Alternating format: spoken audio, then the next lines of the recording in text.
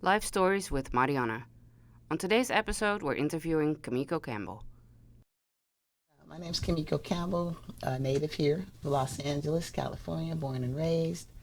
I've traveled abroad to a few different places, so I'm pretty well rounded when it comes to travel. But thank you for having me here to, share some uh, pieces of my story with you. And thank you for reading my book and thank you for your support. Appreciate that. To start off with, what was your childhood like? Well, I have six sisters and brothers, three sisters and three brothers. So we did a lot of sharing, you know, and honestly, it wasn't so bad, other than sibling rivalry with my sisters. My mom, I think she did a really good job raising us as a single parent. Where did you grow up? Greater Los Angeles. Greater Los Angeles, and then I went to school in Long Beach, uh, graduated from school, and then on my own I moved back to Los Angeles and pretty much stayed here. Like I said, traveled all around Los Angeles and California, then Arizona, all over the United States, a few other countries. But Nice. yeah, that's my thing. What was it like at school? Elementary, junior high, high school, etc.? Well, in elementary, that's the one thing about my childhood that I kind of regret is that I didn't have the stability, of most people. We moved around a lot, so we really didn't stay in one place for more than maybe a couple of years. So I had to go to different schools throughout Los Angeles, and you know how that is. You move to a different school, then you have to make new friends all over again because you're never settled. So that was kind of bad, but uh, I never got bullied, so that was a good thing. Junior high school, that was the best time of my life because I was, a teenager, coming into myself, getting to know who I was. And I always loved God. My mom kind of instilled that in all of us. She instilled, the love of God in all of us and forgiveness and all that stuff. So even as a teenager, I knew that, I was kind of like protected, and I just didn't really worry about anything. Never fell into any traps, followed the leader. Or yeah, I was always the leader. So I'm not following anybody. So I never, like, got into drugs or, went to a bunch of little parties and stuff like that. I was never wild or anything like that. So high school, I, I actually wanted to get into the medical field. I wanted to become a doctor. And I actually wrote Bill Cosby a letter to ask him to send me to medical school. Oh. But I don't think he ever got it. I don't even know if I ever sent it off. But after that, I did become a paramedic, though, when I graduated high school. Oh, cool. What I was that did. like? It was the best job ever. It was fun. It was Exciting. exciting. Yeah, Yeah. I saw so many things. And the most important thing was learning how to save people's lives, just really being in the mix and knowing what to do when you get a call that somebody's having a stroke and you know what position to put them in. You know how to bandage the person up if they have a laceration, and saline solution is the main thing, and then wrap it up. But I loved it. I loved it so much. But I even wanted to be a fighter at one point. Mm-hmm. But I knew that the training was grueling. And then um, what happened was I was on an emergency call, code 3, like with the lights and sirens on the ambulance. Mm-hmm. And my partner at that time, he was HIV positive, and he couldn't really, his vision started to go out a little bit. So we're on a code 3, and he's the driver, and he ran right into a car that was making a left turn. Yikes. And then when we, I damaged my knee, and there was no bloodshed or anything like that. But that was when I found out that even if there had been bloodshed or something, the insurance wouldn't have covered me at all. And I was only making like $7 an hour, something like that. Which at the time it was, some good, okay pay for it, whatever. But it just wasn't worth it to me anymore. And I just kind of opened my eyes, and I'm like, oh, no, I can't do this. What was that about? Let me go get some With the headshots. insurance? At that time, you know, HIV, the coverage for people, and actually it was the coverage for us as all EMTs. If we came in contact with any disease, we wouldn't be covered Oh. because it was like an on the job thing. And I guess we signed a contract that says, hey, if I come into this, it's because I didn't take caution. And the most they would do for us is if they sent us to a hospital and the person was in the last stage of AIDS, they would tell us to take a CD precaution, which is communicable disease precaution, you know, which is mask up, put your gloves on when you're transporting this person. That's it. Wow. You know, you be in the back, and you got the patient on the gurney here, and I'm sitting in the jump seat, and they're coughing and sneezing and, you know, doing all kinds of stuff. I mean, even 5150 patients, you're back there, and I'm back there with them, and they're, once they get out of control, it's like, pull over, pull over and come back here and help. So it's like, Right. you know, you think about the risk when you get a job, you know. And even back then, I said the risks aren't worth the job. Right. So, But I mean, to me, it's like you are willing to help other people. You should be protected because you are willing to help other people. that's the you least know? you could do. That's the Yes. least you could do is make sure that we're protected through the insurance Yeah. that we're paying for. Exactly. So I'm sure things are different now. I'm so sure they're different Yeah. now. But Mhm. back then, that's what it was. What did you do after becoming a paramedic? Well, before the paramedic, I had to go back there. I started acting. I started doing extra work. I got portfolio and all that stuff. But when I decided to become a paramedic, I had to put that to the side because I had to go to school for that. And in the meantime, I got a job as a nanny in Beverly Hills. I was there for a while, and I took my ambulance test. I had taken my ambulance test, but I failed it. And I don't know how because I was super smart. And I was in class with my sister. We both took it together. We were both paramedics together. But I knew everything, and for some reason I failed it. So I had to get a job, and for the next 3 months, I couldn't take it until 3 more months. So I got the job as a nanny. And then I ended up staying there for like 9 months, you know, living a high life. I was traveling on private jets and in the Hamptons, you know, all over there. I met Steve Wynn. I had dinner with him all at the Mirage Hotel. Really? I didn't even know who he was. I was just like, oh, this is the richest dinner I've ever been at. What was it like being a nanny, and why did you stop? The lady that I worked for, she was this actress, an older actress, and she was cool at first, but this is what made me leave. We were in the Hamptons one time, right? And she said, Kimeko, I need you to go iron my shirt. And I was like, iron your shirt, you know, because she got maids anyways, but she didn't have a maid there, so no big deal. I didn't trip. I just went and I ironed it, and and then when I took it back, she goes, "You call this ironing? You should know how to iron." And I said, "Why? Because my grandmother was a slave or something, you know?" And then after that, it just, even at that age, and I really hadn't experienced any kind of racism. I had like white friends, black friends, Samoan friends, all through high school and all through junior high school. I mean, my favorite group was Duran Duran. My dude, Rod Stewart, was my boy. So it's not like, you know, I had any kind of like racial tension or anything. So for her to like talk to me that way, and then it had been building up. She had been doing other little things, but I figured it out because she had a daughter, a 2-year-old daughter that I was raising, and the little girl kind of started calling me mommy. You know, mommy first, and then, you know, she would get permission from me. Her mother told her to do something, she wouldn't do it. But if I looked at her and told her it was okay, she would do it. And here I am, I'm 18, 19, and I'm raising your child better than you are. So it was kind of and then her husband one time, he took us out to dinner. She wasn't around, so he took me and the daughter out to dinner, and I guess she kind of got a little bit tripped on that. And it was just a lot of other things. I don't think it was me. It was just her personal issues that she had.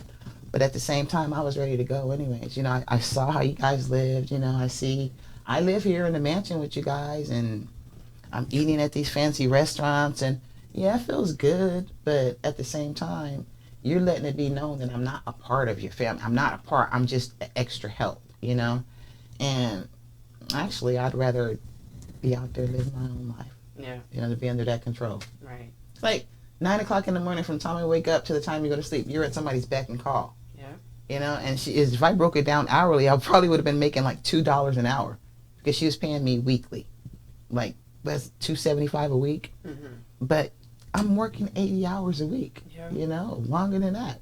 So it's like it wasn't worth it. So after that, I just I left, and then that's when I, you know, reapplied to get my paramedic license, Mm-hmm. and I passed the test for fire clearance this time. So I did that.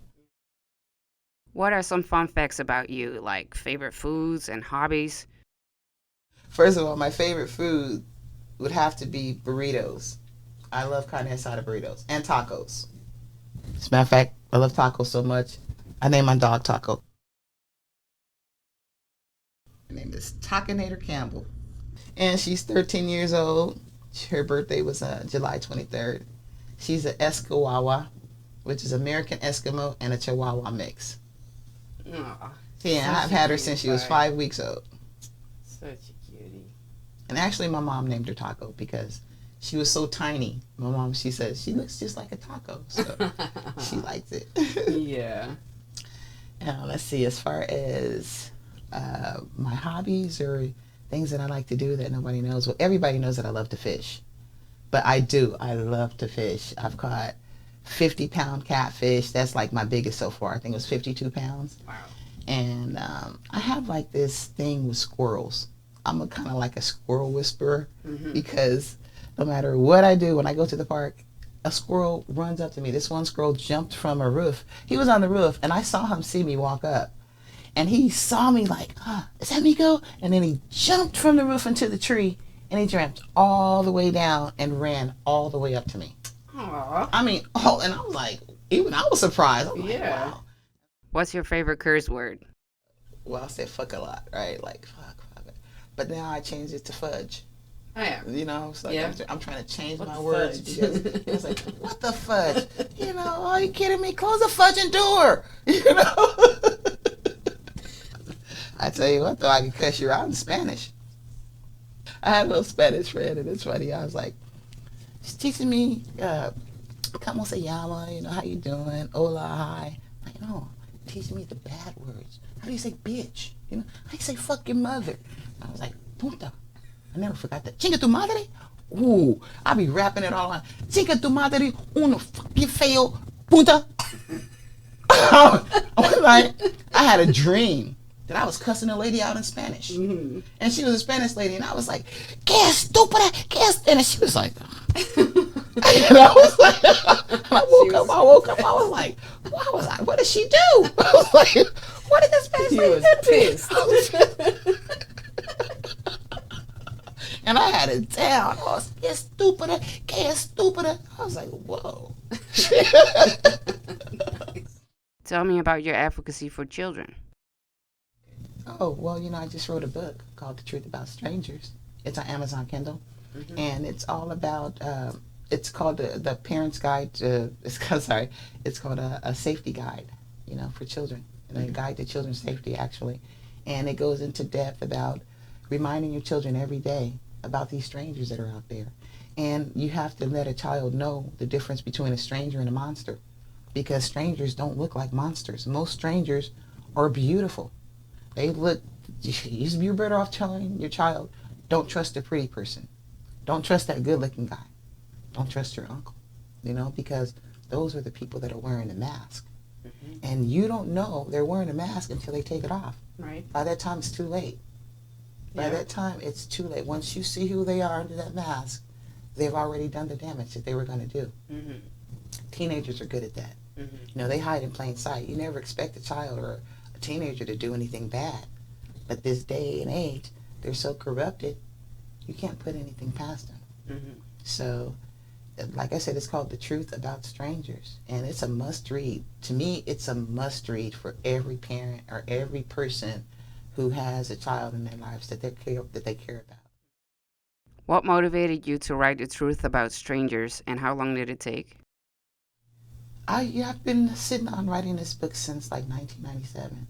The idea came to me, and I've always just been so sad when a child gets abducted or anything like that, and I would do research and I would volunteer my time to help, posters and all that stuff.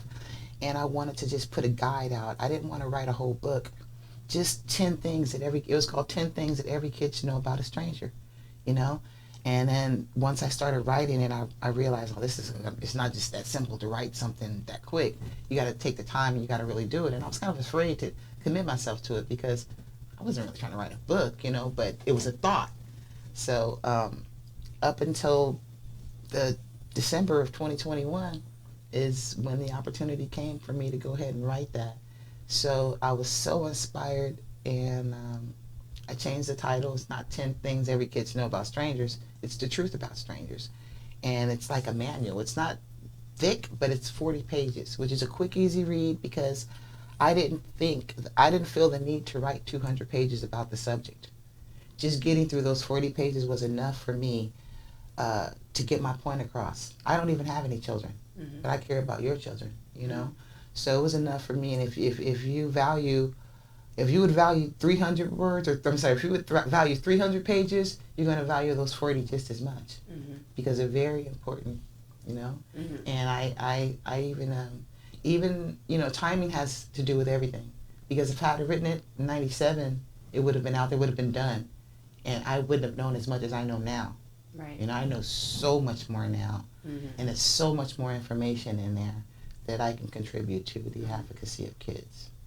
Nice. You know, if I can just like bring one kid home safe that is like out there lost or just out there who doesn't know what to do, and they just happen to remember, hey, I remember this book, or my mom told me something about this book, even if it's just to pray. You know, just keep praying and fight back. Find a place to hide. You know, just keep screaming. You know, do anything. Have a tantrum. Get somebody's attention. Right. And then I also want to tell people to pay more attention. Pay attention. When your eyes are seeing something, your eyes are seeing it. You might not understand what they're seeing, but any time that you see something that your eye just can't really grasp, pay even more attention, because it's telling you something. Your spirit's telling you something, that something's going on. How would you describe your life now in 2022? 2022, I'm probably happier and in the best place that I've been in a long time. Nice. I mean, seriously, it's actually unbelievable that I'm like, I got so much peace inside. I'm happy. I'm not wanting or needing for anything. I got blessed, you know, to write these books, and who knows where that could take me. That's like another adventure, you Absolutely. know? And my whole life has been, I call it the Meekster Adventures, you know, because right before this incident happened to me, I was in the process of, you know, gathering footage, you know, to create my own TV show. I wanted to be the black female crocodile hunter, basically. Oh, really? Yeah, and it was called the Meekster Adventure. I have a theme song and everything. And my intent was to introduce inner city kids to the wildlife and recreation all across California, you know, because we don't realize how many forests are out here, especially inner city kids, you know, and they're so indoors oriented. I want to take them outside, you know, take them fishing, let them see what a beaver looks like, let them get sprayed by a skunk, you know, some just basic animals, but it's different when you're out and you got a bunch of kids with you and they all got flashlights, and, you know, so, hey, you're the leader, so everybody's got to follow you. Make it fun. Yeah. And they loved it. Every kid that I've ever taken on the adventures loved it. That sounds so cool. But then once that happened to me, it kind of like it kind of like detoured me from that, because I had a criminal record, and then I didn't think that I would even be able to work with kids like that, you know, because there was so much going on, and I just kind of moved on, you know, to what was realistic, and went from there. But I'm still the Meekster, and I'm still always on adventures. And who knows, maybe all this will be incorporated one day where I can still do that show, you know, because I'm definitely still interested. And every place that I go, every country or state or even city that I go to, make sure I go to the zoo. I make sure I find out where the parks are, and I got Taco with me, so she's my road buddy, so we're all good. Tell me about your book, Four Walls of Stone. This is my book called Four Walls of Stone, and it's my second book, but it's based on a true story about me, my life. 20 years ago, I was actually incarcerated, and I was sent to prison over a squirrel, and basically a squirrel and $25. And you wonder, that can't be truth.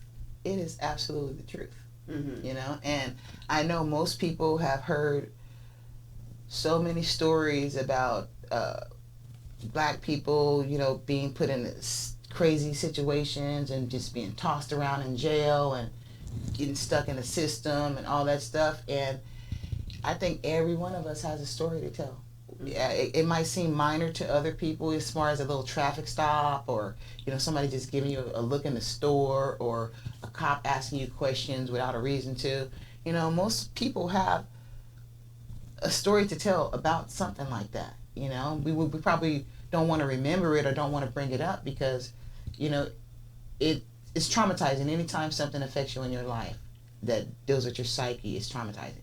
You know, and you might not talk about it a lot, but you still carry it around with you. And there's something in life that's going to remind you of what happened, no matter how minor it was. Mm-hmm. You know, because you knew what was behind it. Mm-hmm. If you deserved it, then you're not going to remember it. Yes, yeah, I did that. You know, I threw the napkin down on the ground. I did. I littered. But if you didn't do it, you're going to always remember. Every time you see a napkin on the ground, man, that cop said I threw it on the ground and I didn't do it. You know, so it's things that you carry around. But the real blessing for me was I was able to, after writing this book, I was able to actually as I was writing this book, you know, I put myself there and I was going through, I was actually there again, but it wasn't as bad as I thought it would be when I relived it. You know, I procrastinated writing this book for the longest. I was like, I don't have a happy ending. It's got to have a happy ending, and you know, things ain't right. It's not a good story to tell. I just, you know, one day I'm going to write it. One day I'm going to write it. And then when I wrote it in a month, just 1 month. You were ready. I was ready. I was on fire. So, you know, I told the story, and this time as I thought about it, you know, there were some moments that did make me sad, but there were a lot that made me feel like, wow, that was kind of cool. You know, I kind of got through that. A lot easier in the eye, basically. Yeah.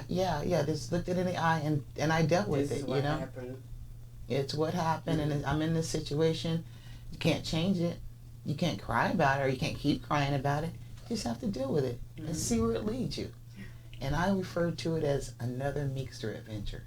You know, this is just an adventure, and thank God it was just a journey, because you can easily get stuck there. You can easily get stuck in that system, and once you're in there, it's hard to fight it. Would you say it was therapeutic to write it? Yeah, most definitely. Because, like I said, when I was thinking about writing it, I didn't want to do it because it seemed sad, and it just seemed like I was taking myself back into the past, and I didn't want to go there. But as I was writing it, it was uplifting. It's like I'm getting through it, I'm getting it off my chest, and a lot of the sad things I saw was comical. You know, I'm like, that's funny. But at the time, it wasn't funny. But now I'm looking at it, and it's funny, and I'm, you know, just reliving my own story.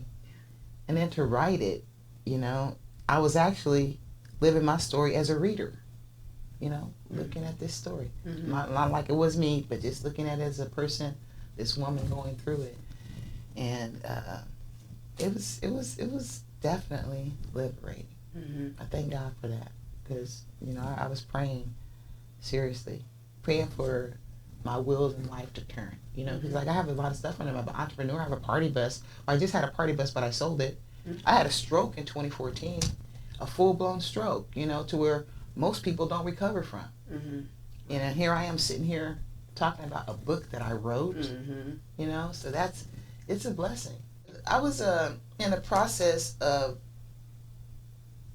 starting a documentary about people in prison, behind bars. And this is like right before HBO started doing it, and Snap came out and all that stuff.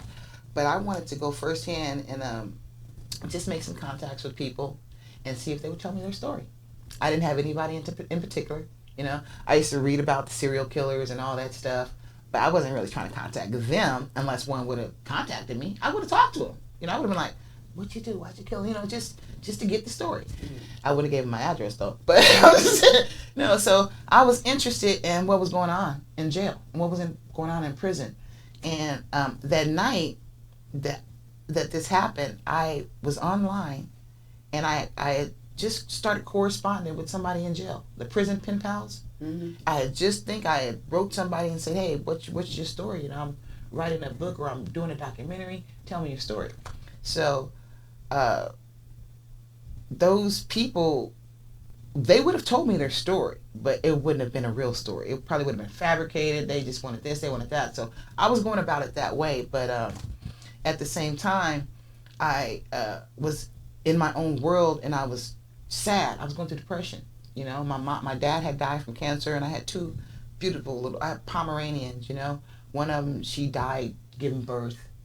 So I was waiting for her to have this baby, had a camera set up and everything, and I fell asleep, and that when I woke up, the baby was sticking out of her, and she was dead, and then the little puppy that she had before, it died too. I was just really going through some sad stuff. And then I was with this guy, this fisherman that I used to love fishing with. He's the one that taught me how to catch the big fish. But he ended up marrying another girl. So my feelings were kind of crushed. I was kind of like, I was like, oh God, please, oh man. I had already traveled, so I'm like, where can I go? Father, just take me somewhere. I'm like, take me to another world. Please just take me to another world. And that's exactly what he did. Yeah. Another prison is another world. That's a world within a world. I was like, you know what? I don't know, Father, but I know you're with me. I'm just gonna walk it. It's like walking through the valley of the shadow of death. I know I don't know where it's gonna lead to, but I know you're gonna take care of me.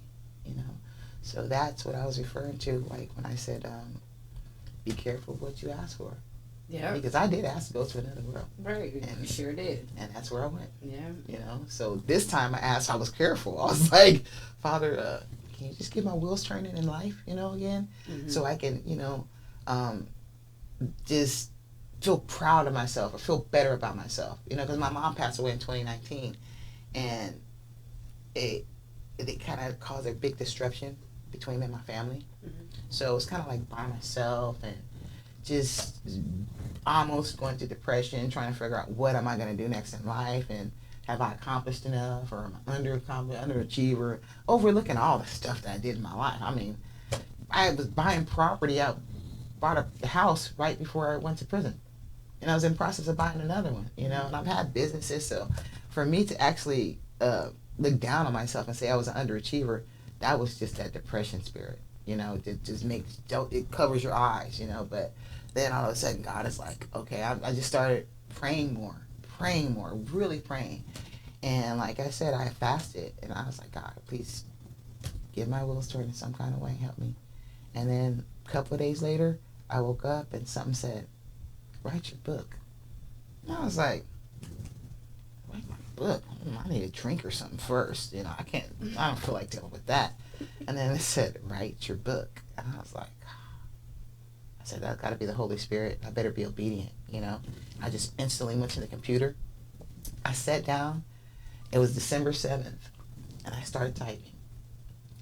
By the 30th of December, I had typed the end. It was 53,000 words, 179 pages. Wow. Like 21 days, because I took a couple of days off. I had to, I lost like 10 pounds sitting there for the whole month. I found it, but I did lose it for a minute. What was the most negative part about being incarcerated? The negative part about it was that I was in there for something that I should have been in there for. That really bothered me, because every time I talked to a person in there or heard their stories or asked them why they were there, it was for something serious. I robbed a bank. I'm on drugs. I'm a prostitute. I never even saw a junkie until I went there, saw needle marks in people's arms. They used to sit there and they'll be like, you got beautiful veins. I'm like, I'm like, stop looking at that's not impressive coming from a junkie, because you just, but yeah, like, looking at my veins and stuff. But then I understood why, because they don't have any. Right. They shot all their veins out, and they have to use their toes and the crack of their butts and stuff. It's drugs. They were girls that I would see, and like I would be like waiting for my day to come home. I just knew that I would count in days. Like I had like 400 some days or something like that. And people would be like, oh, I'm leaving tomorrow. I'm leaving tomorrow. And I would be happy for them. I'd be like, you know what? I'm happy for you. Remember what I told you? Because I talked to everybody in there. You know, I really was trying to tell the girls, you know, just be a mentor, be a positive word to them. So I would tell them, you get out, get your life together, do this, do this. They would go, Miko, I promise I'm going to get out and go pick up my kids and put all them. 2 weeks later, I see them on the line coming back in. Mm. And I'm like, are you kidding me? Mm-hmm. What happened? Then they don't want to talk no more. Oh, you know what happened? They don't want to talk anymore. And I don't want to talk anymore either. Because I'm not going to waste my breath talking to you again. Right. But it was, like I said, the negative part was, like I said, knowing that I was there over a squirrel and $25. Mm-hmm. I didn't beat anybody up. I didn't steal out of a store. I didn't commit a crime. Mm-hmm. But I'm in prison. Mm-hmm. And over $25 in a squirrel, don't you think I could have got probation for that? Mm-hmm. Or she could have sent me to county jail for 6 months, right? 2 months? Maybe a month? It's men out there beating up their women that don't get that much time. Mm-hmm. Were you ever worried about being incarcerated again since you've been out? Actually, no. I came to terms with myself. Mm-hmm. You know, one thing is like I'm not doing anything to ever go back there. Mm-hmm. You know, and again, I wasn't a troubled person before I went. You know, I wasn't into going to jail and getting arrested. And I followed the law. Just, mm-hmm. You know, I never did anything. So that wasn't a big issue with me because, like I said, I lived a pretty clean life, you know, legitimately. So I wasn't really worried about going back to jail. And at the same time, I had more knowledge about the system. So I wasn't just going to go back that easy. However, there were times when I did feel a little insecure about it because no matter what you say or what you do, you can still get arrested. And, you know, once you're in there, you have to fight it a different way. Mm-hmm. And I couldn't say, oh, I'm never going to get arrested again, because if I had gotten arrested again or got pulled over or something, they're going to look at my record and say, oh, she's a convict. She's a criminal. So it's not the same as before I went when I didn't have a record and you can't do nothing to me. Now I'm a convict, so I'm suspect, so they're going to take your word over mine. Right. You know, so it's a different way in society when you have to look at it like that. What's the meaning of life, in your opinion? I would honestly say that the meaning of my life is to just live it as best you can and to take out of it everything that you can, you know. Try to learn more every day. And me personally, I want, like right now, I want to walk closer with God, you know, because I know that if I walk close with God, then I'm safe. There's no better path to be lit up than for God to light it up for you. And I'm actually embracing life now more than I have before. And my biggest take on life is to be the best kind of person that you can be. Choose to be the best person that you can be. Mm-hmm. You know, I feel like we all have choices. You're either a good person and you want to hurt people. You're either a bad person and you want to hurt people, or you're a good person and you want to help people, you know? And I choose to want to help people. Where do you see yourself in 5 to 10 years? Or do you live day by day? Well, I do live day by day. Because like I said, tomorrow is not promised to us. You know, we never know what's going to happen. So I try to make the most of each day, you know, and sometimes the day just calls for me to just be lazy or just to enjoy the day, you know, just go sit at the park and look at the sun or something like that. But I try to, especially when, you know, being out, being free. When you're in jail or you're incarcerated, you think about nothing but freedom. You know, it's like, when I get out, every day I'm going to go to the beach.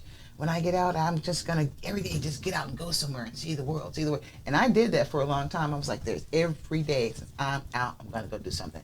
But now it's like I'm caught up.